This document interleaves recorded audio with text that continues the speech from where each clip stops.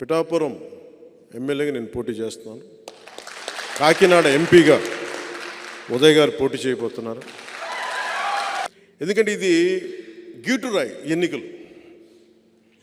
నిజంగా దశాబ్దం తర్వాత నేను నోరు తెరిచి అడుగుతున్నాను, ఓట్లు వేయమండి, ఓట్లు వేయండి, నాకు నేను హక్కు సంపాదించుకున్నాను.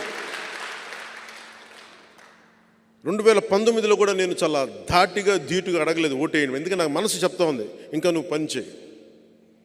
దశాబ్దం తర్వాత పోరాటాలు చేసి అందరి కోసం నిలబడి 4 దశాబ్దాలకు తెలుగుదేశం పార్టీ కూడా వెన్నంటే ఉండే నిలబడి ధైర్యం ఇచ్చి 5 కోట్ల మంది ప్రజలు కోరుకుంటున్న ఆకాంక్ష ఒక ఐక్యతతో కూడిన ఒక అలయన్స్ ఉండాలి. ఎన్డీఏ అలయన్స్లో తీసుకొచ్చిన తర్వాత చెప్తున్నాను, ఈరోజు నన్ను గెలిపించండి.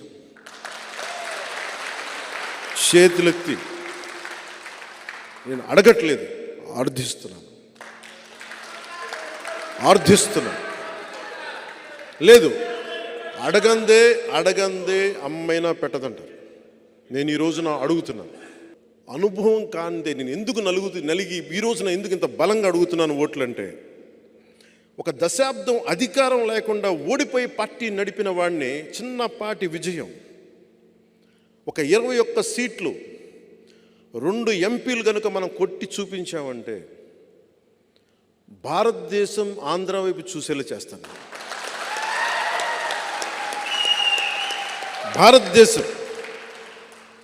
భారతదేశానికి నేను తలమానికం అయ్యేలాగా ఈ 2 సీట్లతో నేను చేయగలను, అంత నిలబడతాను.